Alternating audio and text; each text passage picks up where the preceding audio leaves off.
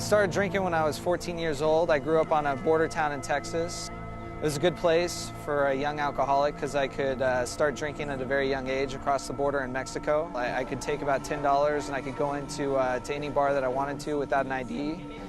And it was really fun. Alcohol really took the nerves away from me, and it kind of took away that nervous disposition that I felt that I'd had for a very long time.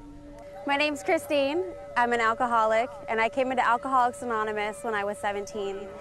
I grew up in a really good family, and from the get-go I noticed that there was something kind of different about me. I had this sort of nervous disposition about me. When I took that first drink, I felt that ease and comfort. I ended up drinking the first time I drank to a blackout.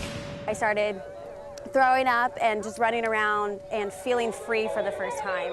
My name is Matt and I'm an alcoholic. I got sober when I was 24. Before I knew it, I don't know really when it started or how it started, but I started drinking after work. I started drinking before class in college. I was pretty much a daily drinker. I would drink before class. I would take a Gatorade bottle, fill it with gin because it was clear, and drink during class. But I was blacked out during some finals. There was 9-page exams where I was taking where I wouldn't remember anything that I had answered. But I was drinking by 7 o'clock, 7:30 in the morning to help with the shakes and the hangovers before my class. By the time I was about 15, 16 years old, I was drinking every day. Everything would have continued the way that it was going if I didn't get in trouble with the law for the first time when I was 18. You know, I tried to stop for the first time, and I found it interesting. Like, I always thought that I was the one driving the car, that I could control it. After that first drunk, I ended up getting in trouble with the cops and my parents.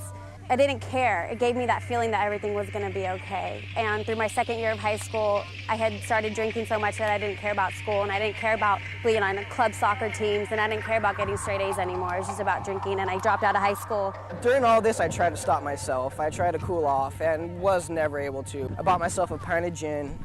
Got to the club. I remember ordering my second drink. Next thing I know, I woke up in the hospital with a catheter, with IV, hooked up to a breathing machine.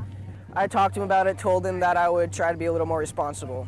About a week and a half later, I decided to buy a bottle of gin and have a little bit before class because it was the end of the semester and it was our last test. So I celebrated before the test started, celebrated during the test, and celebrated after the test.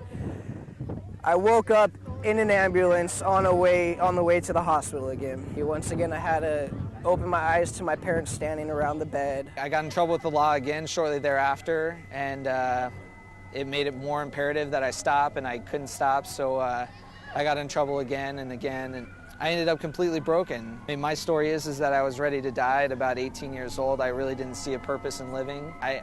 I couldn't really picture a life without alcohol. It felt like my life was over, and when I was driving up to that treatment center, I remember wanting to jump out of the back of the car while we were going in the back roads of Texas and just running. I didn't have the best attitude. I was kind of a snot-nosed brat who thought he knew everything. I just hit a bottom in sobriety at about day 5 or 6. It wasn't working anymore. I couldn't stop what I was doing, and I didn't want to do it anymore. And all I knew at that time is that kids went to rehab, and I couldn't believe that I had ended up there so quickly and so young. But what I found is I found a place that I felt I belonged to. I found people I related to. And at first for me in recovery, it was hard to be young and think I was never going to have fun again. Someone was sharing their experience, strength, and hope, and I identified with him, and he said that his life changed by working the 12 steps of Alcoholics Anonymous, and that he was able to stay sober, and that he was able to be happy in sobriety. And that's what I didn't think was possible. I thought maybe I could stay sober if I kind of stayed away from my old friends and got separated from it, but I didn't think I'd ever be happy. And he kind of talked about living free from alcohol, being happy, and living a useful life. And so finally I said, okay, got 40 days under my belt, and I've met amazing people. Didn't think I'd be able to stop because I tried on my own. I do enjoy them. I don't know what it is. I just, everyone's like me, it seems. We all relate. The biggest thing for me is that through Alcoholics Anonymous, I've learned to be happy and to love myself. And I got a sponsor early, and I tried to do as best as I could. And sometimes that wasn't very good, and sometimes it was good. But in the end, I've been able to stay sober for the last 7 years, and I've lived a really a happy life. And I really thought all the fun was over when I got here, and my life has been so good since then.